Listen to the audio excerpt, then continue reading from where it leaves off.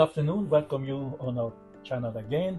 I have the two co-founders of the NGO with me here today, and today we are talking about a delegation visit to China, but it has a history, how it started.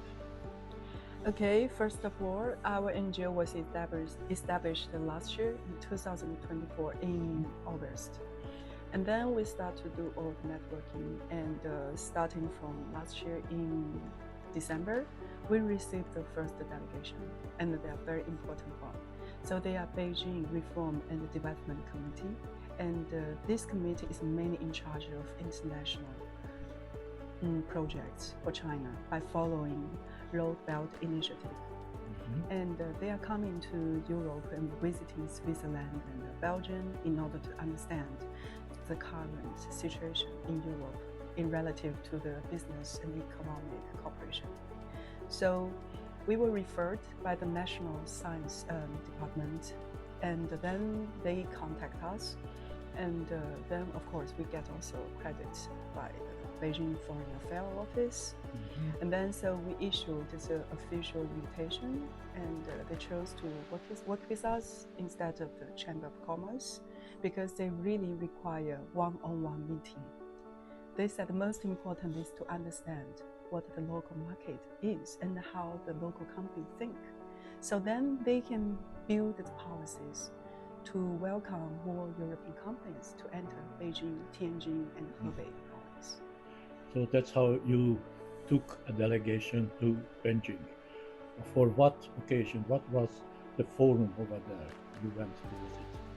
So once after we received the Beijing government delegation, and then they know we really fostered all the one-on-one meeting, conversation with European company, and they said they had a very concrete and satisfactory meeting with all the Belgian companies. So then they refer us to the local NGO in Beijing, who is organizing the most important tech forum, which is called Zhongguan Trade Forum in Beijing. Every year they organize a forum in the end of March or beginning of April. And during the 1 week forum, there will be like 140 parallel forums covering all the tech sectors, including medtech, AI, robot manufacturing, smart manufacturing. And all the big players in China will attend the forum to share their knowledge and share their achievements, and open to talk with the cooperation future and to talk about their future strategies and looking for partners. So it's very open forum. So it is a very good opportunity to attend the forum and to meet with the potential partners. So we brought the delegation there. 22 European companies. 22 European companies. From Germany and Belgium, including Fraunhofer also joined our delegation, which is really nice. And then we go there, and then we exchange our knowledge and experiences. And we brought the delegation to give the speech in the forum to share what their company are doing, what's their experience, and open to looking for local partners in China, and also to meet with the local companies in Beijing. So this actually brings them more insights how Chinese market is and how Chinese companies are thinking, to meet in person. You were a member of this delegation. Yes. Was it your first visit to China? Yes, that was my first visit to China, yes. So what was your first impression about China as a European? Yes, when we arrived, it was a surprise for me that I must not apply for a visa in advance. I could enter China directly. As I heard, it is a new rule, but it is much easier for a European to enter China than for a Chinese person to enter Europe. Meanwhile, so we have to yes, inform the European Commission. We should do that, yes. About this, and then maybe they can change a little bit this European way of thinking yes. about China. Yes. So that was the first surprise, and then yes, I didn't have such a concrete picture of China in my mind, and so I was surprised about what I saw in the city. The city are very modern. I saw a lot of electric cars, much more than in Europe. Only a few and older cars and German cars are with petrol engines anymore. I didn't see any petrol engines for motorcycles anymore. And that was really surprising for me. So that my impression was that China did a lot of measures, implemented a lot of measures during the last periods to fight the climate crisis. Much more than we do in general in Europe. You have some single cities like Paris and so on that did a lot of things, but in general in Europe we are much behind China. That was my first That is impression. surprising. Yeah, Yes, it's very surprising what you are telling to me, Yeah. because Europe always pointing to China when it is about environment. So you are just say just the opposite. That's very good yes, to hear. yes. Of course. No? What was your personal feeling about meeting the Chinese businessmen? It was easy to understand them. It was easy to make business with them. It was easy to understand their philosophy as a European, or it was a little bit far. It was difficult to understand the way how the Chinese make business. It was a conference where business people could meet, and besides this conference, we had contact with a new company which is working on some special AI-driven instruments and tools, and they had a very young team. We could communicate in English, and it was very easy to communicate with them. And my feeling was that it was not so different from Europe to communicate with this team. Might be different in other companies, of course, but my impression was it was not so difficult. The difficulties, from my point of view, are more on a political level, because if you are dealing with IT, then it is often a little bit. It's a hot topic. And yes, a hot topic. It's a dangerous territory. Yes, and I can understand. But this is more on a higher political level, I think, where it becomes more difficult. What was your impression that the European partners could understand the Chinese so well? I heard that the language of this conference was Chinese, not English. How they could understand that? There were translation, or how it went?